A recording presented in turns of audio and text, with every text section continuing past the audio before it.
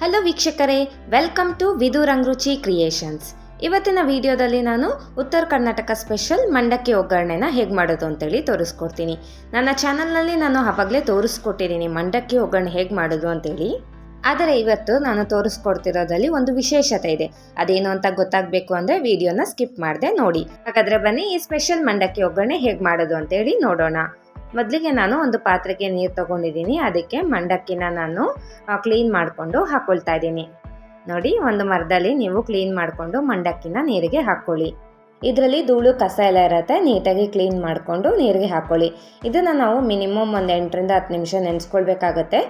ಇನ್ನೊಂದು ಥರ ಸಪ್ಪೆ ಮಂಡಕ್ಕಿ ಅಂತ ಬರುತ್ತೆ, ಅದನ್ನು ತೊಗೊಂಡ್ರೆ ನೀವು ಒಂದು 5 ನಿಮಿಷ ನೆನೆಸ್ಕೊಂಡ್ರೆ ಆಗುತ್ತೆ. ಬಟ್ ಈ ಮಂಡಕ್ಕಿನ ಮಿನಿಮಮ್ ಒಂದು 8ರಿಂದ 10 ನಿಮಿಷ ನೆನೆಸ್ಕೊಳ್ಬೇಕಾಗತ್ತೆ. ಹಾಗೆ ಇದಕ್ಕೆ ಒಗ್ಗರಣೆ ಮಾಡ್ಕೊಳ್ಳೋದಕ್ಕೆ ನಾನು ಒಂದು 4 ಮೀಡಿಯಮ್ ಸೈಜ್ ಈರುಳ್ಳಿ, ಹಾಗೆ 2 ಮೀಡಿಯಮ್ ಸೈಜ್ ಟೊಮೆಟೊನ ಚಿಕ್ಕ ಚಿಕ್ಕದಾಗಿ ಕಟ್ ಮಾಡ್ಕೊಂಡಿದ್ದೀನಿ. ಹಾಗೆ ಒಂದು ನಿಂಬೆಹಣ್ಣು, ಹಾಗೆ ಒಂದು 10 ಹಸಿಮೆಣ್ಸಿನ್ಕಾಯಿನ ತೊಗೊಂಡಿದ್ದೀನಿ. ಮತ್ತು ಸ್ವಲ್ಪ ಅರಿಶಿಣ, ಮತ್ತು ರುಚಿಗೆ ತಕ್ಕಷ್ಟು ಉಪ್ಪು, ಮತ್ತು ಕಡಲೆಪಪ್ಪಿನ ಪುಡಿ ತೊಗೊಂಡಿದ್ದೀನಿ. ಹಾಗೆ 1 ಲೋಟ ಹಾಲನ್ನ ತೊಗೊಂಡಿದ್ದೀನಿ. ಹಾಗೆ ಸ್ವಲ್ಪ ಬೆಳ್ಳುಳ್ಳಿ ಮತ್ತು ಕೊತ್ತಂಬರಿ ಸೊಪ್ಪನ್ನು ತೊಗೊಂಡಿದ್ದೀನಿ. ಮೊದಲಿಗೆ ನಾನು ಹಸಿಮೆಣ್ಸಿನ್ಕಾಯಿ ಮತ್ತು ಬೆಳ್ಳುಳ್ಳಿನ ನಾನು ಚೆನ್ನಾಗಿ ಜಜ್ಕೊಳ್ತೀನಿ. ನೀವು ಮಿಕ್ಸಿಗೆ ಕೂಡ ಹಾಕ್ಕೊಳ್ಬೋದು, ಅಂದರೆ ಸ್ವಲ್ಪ ತರಿಯಾಗಿ ಮಿಕ್ಸಿಗೆ ಹಾಕ್ಕೋಬೋದು. ನಾನಿಲ್ಲಿ ಸ್ವಲ್ಪ ಕುಟ್ಕೊಳ್ತಾ ಇದ್ದೀನಿ. ನೋಡಿ, ಸ್ವಲ್ಪ ನೀಟಾಗಿ ನಾನು ತರಿಯಾಗಿ ಜಜ್ಕೊಂಡಿದ್ದೀನಿ. ಬನ್ನಿ ಈಗ ಒಗ್ಗರಣೆನ ಹೇಗೆ ಮಾಡ್ಕೊಳ್ಳೋದು ಅಂತೇಳಿ ನೋಡೋಣ. ಮೊದಲಿಗೆ ನಾನು ಗ್ಯಾಸ್ ಹಂಚ್ಕೊಂಡು ಒಂದು ಬಾಣಲಿನ ಇಟ್ಕೊಂಡಿದ್ದೀನಿ. ಇದಕ್ಕೆ ನಾನು 5ರಿಂದ 6 ಟೇಬಲ್ ಸ್ಪೂನ್ ಆಗೋಷ್ಟು ಎಣ್ಣೆನ ಹಾಕ್ಕೊಳ್ತಿದ್ದೀನಿ. ಎಣ್ಣೆ ಬಿಸಿ ಆದ ನಂತರ ಇದಕ್ಕೆ ನಾನು ಸಾಸಿವೆ ಮತ್ತು ಜೀರಿಗೆನ ಹಾಕ್ಕೊಳ್ತಾ ಇದ್ದೀನಿ.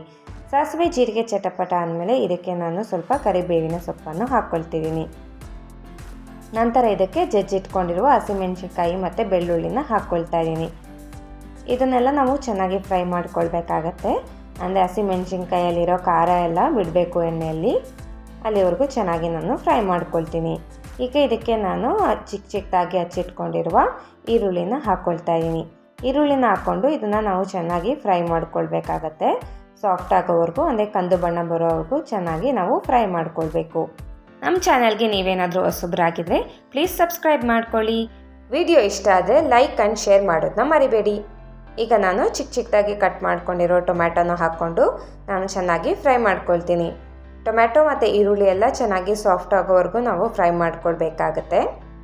ನೀವು ಒಮ್ಮೆ ಈ ರೀತಿ ಮಂಡಕ್ಕಿ ಒಗ್ಗರಣೆನ ಟ್ರೈ ಮಾಡಿ ಹೇಗೆ ಬಂತು ಅಂತೇಳಿ ಕಮೆಂಟ್ ಮಾಡಿ. ಈಗ ನಾನು ಇದಕ್ಕೆ ರುಚಿಗೆ ತಕ್ಕಷ್ಟು ಉಪ್ಪನ್ನ ಹಾಕ್ಕೊಳ್ತಾ ಇದ್ದೀನಿ. ಉಪ್ಪು ಹಾಕ್ಕೊಂಡು ನಾವು ಚೆನ್ನಾಗಿ ಮಿಕ್ಸ್ ಮಾಡಿಕೊಂಡು ಫ್ರೈ ಮಾಡ್ಕೊಳ್ಬೇಕಾಗತ್ತೆ.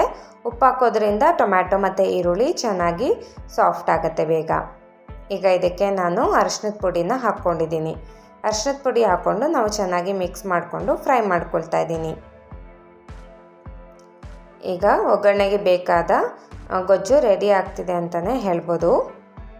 ಸೊ ಈಗ ನೋಡಿ, ಈರುಳ್ಳಿ ಮತ್ತು ಟೊಮ್ಯಾಟೊನ ನಾನು ಚೆನ್ನಾಗಿ ಸಾಫ್ಟ್ ಆಗೋವರೆಗೂ ಫ್ರೈ ಮಾಡ್ಕೊಂಡಿದ್ದೀನಿ. ಈಗ ನಾವು ಮಂಡಕ್ಕಿನ ನೆನೆಸ್ಕೊಂಡಿದ್ನಲ್ಲ, ಅದನ್ನು ನಾನು ಚೆನ್ನಾಗಿ ನೀರು ಹಿಂಡ್ಬಿಟ್ಟು ಒಂದು ಬಟ್ಲಿಗೆ ಹಾಕ್ಕೊಳ್ತಾ ಇದ್ದೀನಿ. ಅಂದರೆ ಒಂದು ಅಗಲವಾದ ಪಾತ್ರೆಗೆ ಹಾಕ್ಕೊಳ್ಳಿ. ನೋಡಿ, ನೀವು ಕ್ವಾಂಟಿಟಿ ನೋಡಿಕೊಂಡು ತೊಗೊಳ್ಳಿ. ನೆನೆಸಿದ ಮೇಲೆ ಮಂಡಕ್ಕಿ ಸ್ವಲ್ಪ ಕಮ್ಮಿ ಆಗುತ್ತೆ. ಸೊ ನೀವು ಎಷ್ಟು ಜನಕ್ಕೆ ಬೇಕು ಅಷ್ಟು ಜನಕ್ಕೆ ಕ್ವಾಂಟಿಟಿನ ನುಂಗಟಿ ತೊಗೊಳ್ಳಿ. ಈಗ ಇದಕ್ಕೆ ನಾನು ಕಡಲೆಪಪ್ಪಿನ ಪುಡಿ, ಅಂದರೆ ಪುಟಾಣಿ ಪುಡಿನ, ಅಂದರೆ ಕಡಲೆಪಪ್ಪನ್ನ ನೀವು ಮಿಕ್ಸಿ ಮಾಡಿಕೊಂಡು ಆ ಪೌಡ್ರನ್ನ ಮಂಡಕ್ಕಿಗೆ ಹಾಕ್ಕೊಂಡು ಕಲಿಸ್ಕೊಳ್ಳಿ, ಅಂದರೆ ಚೆನ್ನಾಗಿ ಮಿಕ್ಸ್ ಮಾಡ್ಕೊಳ್ಳಿ. ಕಡಲೆಪಪ್ಪಿನ ಪುಡಿ ಹಾಕೋದ್ರಿಂದ ಟೇಸ್ಟು ತುಂಬ ಚೆನ್ನಾಗಿರುತ್ತೆ. ನಾನು ಪುಡಿನ ಹಾಕ್ಕೊಂಡು ಈಗ ಚೆನ್ನಾಗಿ ಮಿಕ್ಸ್ ಮಾಡ್ಕೊಂಡಿದ್ದೀನಿ. ನೋಡಿ, ಈಗ ಒಗ್ಗರಣೆ ರೆಡಿಯಾಗಿದೆ. ಈರುಳ್ಳಿ ಟೊಮೆಟೊ ಎಲ್ಲ ಚೆನ್ನಾಗಿ ಬೆಂದಿದೆ. ಈಗ ಇದಕ್ಕೆ ನಾನು ನಿಂಬೆಹಣ್ಣನ್ನು ಹಿಂಡ್ಕೊಳ್ತಾ ಇದ್ದೀನಿ. ಇಲ್ಲಿ ನಾನು ಒಂದು ನಿಂಬೆಹಣ್ಣು ತೊಗೊಂಡಿದ್ದೀನಿ. ನಿಂಬೆಹಣ್ಣನ್ನ ಹಿಂಡ್ಕೊಂಡು ಇದನ್ನೆಲ್ಲ ಚೆನ್ನಾಗಿ ನಾನು ಮಿಕ್ಸ್ ಮಾಡ್ಕೊಳ್ತೀನಿ. ಒಗ್ಗರಣೆನ ಮಿಕ್ಸ್ ಮಾಡ್ಕೊಳ್ಳಿ. ನಾನಿಲ್ಲಿ ಗ್ಯಾಸ್ ಸ್ಟವ್ ಇನ್ನೂ ಆಫ್ ಮಾಡಿಲ್ಲ, ಗ್ಯಾಸ್ ಆನಲ್ಲೇ ಇಟ್ಕೊಂಡೆ ಮಾಡ್ಕೊಳ್ಳಿ. ನೋಡಿ, ನಾನು ಗ್ಯಾಸ್ ಆನಲ್ಲೇ ಇಟ್ಕೊಂಡಿದ್ದೀನಿ. ಈಗ ನಿಂಬೆಹಣ್ಣು ಹಿಂಡ್ಕೊಂಡಿದ್ದೀನಿ. ಈಗ ಇದಕ್ಕೆ ನಾನು ಹಾಲನ್ನ ಹಾಕ್ಕೊಳ್ತಾ ಇದ್ದೀನಿ. ಅಂದರೆ ಒಂದು 3/4 ಲೋಟ ಆಗೋಷ್ಟು ಹಾಲನ್ನ ಹಾಕ್ಕೊಂಡಿದ್ದೀನಿ. ಇದು ಸ್ಪೆಷಲ್ ಮಂಡಕ್ಕಿ ಒಗ್ಗರಣೆ ಅಂತ ಹೇಳಿದ್ನಲ್ವ, ಸ್ಪೆಷಲ್ ಇಂಗ್ರೀಡಿಯೆಂಟ್ಸ್ ಯಾವುದು ಅಂದರೆ ಹಾಲು. ಇಲ್ಲಿ ಹಾಲು ಹಾಕ್ಕೊಂಡು ಮಾಡ್ಕೊಳ್ತಾ ಇದ್ದೀನಿ. ತುಂಬ ಟೇಸ್ಟಿಯಾಗಿರುತ್ತೆ. ನೀವು ಈ ರೀತಿ ಒಮ್ಮೆ ಹಾಲು ಹಾಕಿ ಟ್ರೈ ಮಾಡಿ ನೋಡಿ, ತುಂಬ ಚೆನ್ನಾಗಿ ಬರುತ್ತೆ.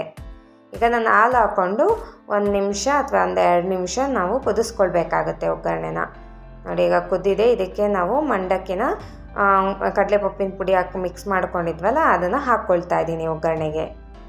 ಗ್ಯಾಸ್ ಆಫ್ ಮಾಡ್ಕೊಳ್ಬೇಡಿ, ಹಾಗೆ ಹಾಕ್ಕೊಂಡು ಮಿಕ್ಸ್ ಮಾಡಿ ಸ್ವಲ್ಪ. ಈಗ ನಾನು ಇದನ್ನೆಲ್ಲ ಚೆನ್ನಾಗಿ ಮಿಕ್ಸ್ ಮಾಡ್ಕೊಳ್ತಾ ಇದ್ದೀನಿ. ನೀವು ಈ ರೀತಿ ಹಾಲಾಕಿ ಯಾವತ್ತೂ ಟ್ರೈ ಮಾಡಿಲ್ಲ ಅಂದರೆ ಒಮ್ಮೆ ಟ್ರೈ ಮಾಡಿ ನೋಡಿ. ಹಾಲಾಕಿ ಮಾಡೋದ್ರಿಂದ ತುಂಬ ಟೇಸ್ಟಿಯಾಗಿರುತ್ತೆ. ನೀವು ಒಮ್ಮೆ ಟ್ರೈ ಮಾಡಿ ಹೇಗೆ ಬಂತು ಅಂತೇಳಿ ಕಮೆಂಟ್ ಮಾಡಿ.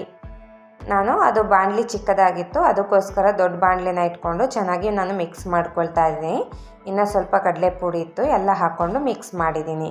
ಈಗ ಇದಕ್ಕೆ ನಾವು ಚಿಕ್ಕ ಚಿಕ್ಕದಾಗಿ ಕಟ್ ಮಾಡ್ಕೊಂಡಿರೋ ಕೊತ್ತಂಬರಿ ಸೊಪ್ಪನ್ನ ಹಾಕ್ಕೊಂಡು ಮಿಕ್ಸ್ ಮಾಡ್ಕೊಳ್ತಾ ಇದ್ದೀನಿ.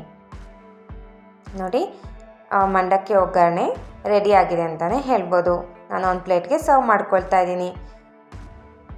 ಈ ವಿಡಿಯೋ ಮೂಲಕ ಮಾಡಿ ತೋರಿಸಿರುವ ಸ್ಪೆಷಲ್ ಮಂಡಕ್ಕಿ ಒಗ್ಗರಣೆ ನಿಮ್ಮೆಲ್ಲರೂ ಇಷ್ಟ ಆಗಿದೆ ಅಂತ ಅಂದ್ಕೊಂಡಿದ್ದೀನಿ. ಇಷ್ಟ ಆಗಿದ್ದರೆ please like, share and subscribe. ಇದೇ ಥರ ಒಳ್ಳೊಳ್ಳೆ ಈಸಿ, ಟೇಸ್ಟಿ ಆ್ಯಂಡ್ ಹೆಲ್ತಿ ರೆಸಿಪೀಸ್ಗೋಸ್ಕರ ನಮ್ಮ ಚಾನಲ್ನ ಫಾಲೋ ಮಾಡಿ. Thank you.